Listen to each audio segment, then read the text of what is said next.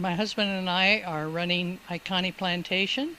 This is started by my great grandfather back in 1894. He was one of the first, if not the first, coffee grower in the Ka'u district. And he had his plantation started, but he had to give it up because he couldn't get any people to help him. The workers were working the sugar plantation at the time, so he just had to give it up. But that was a dream of his to have a coffee plantation.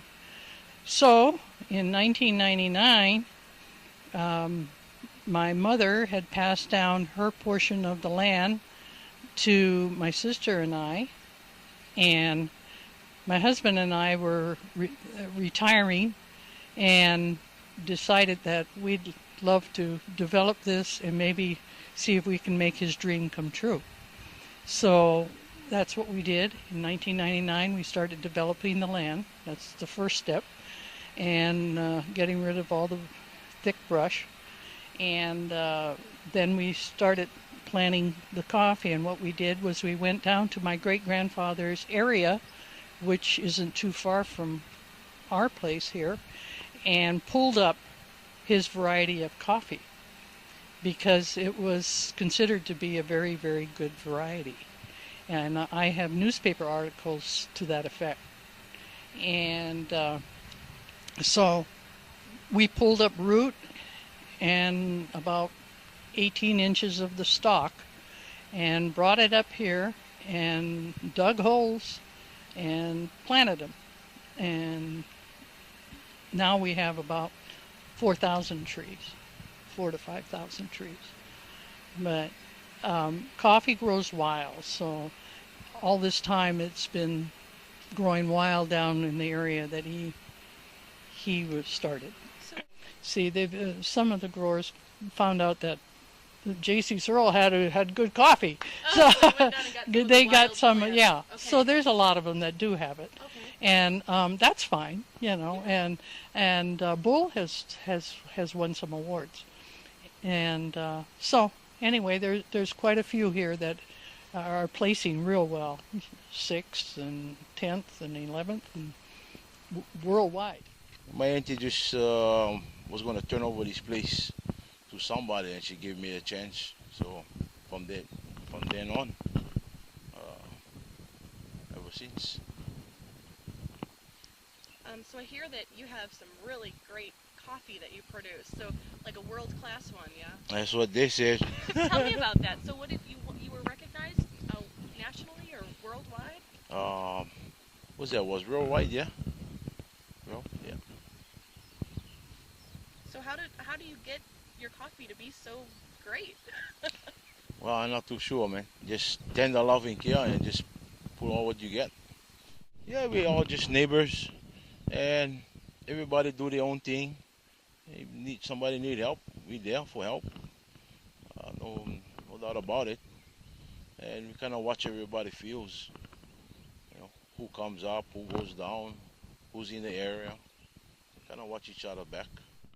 I would like to see Ka'u Coffee be a household name in the specialty coffee industry. The first time when we scored really highly in 2007, most people had never heard of the Ka'u district in the specialty coffee world. Now, having 3 years consecutive high scoring, it's becoming more and more known.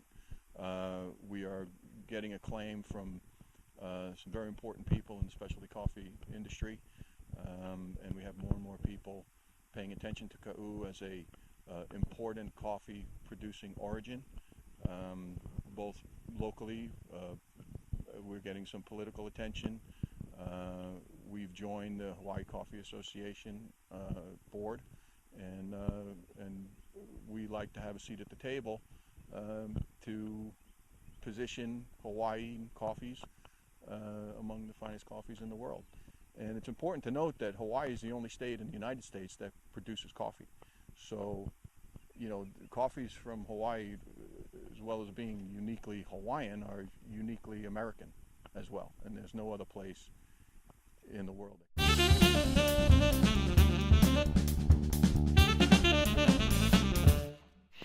The first step, of course, the pickers pick, put it in these buckets. At the end of the day, they bring their buckets to where the pulping machine is. Their buckets are weighed because they're paid by the pound, and then usually the next morning, our boys will start the pulping process, and so that will take.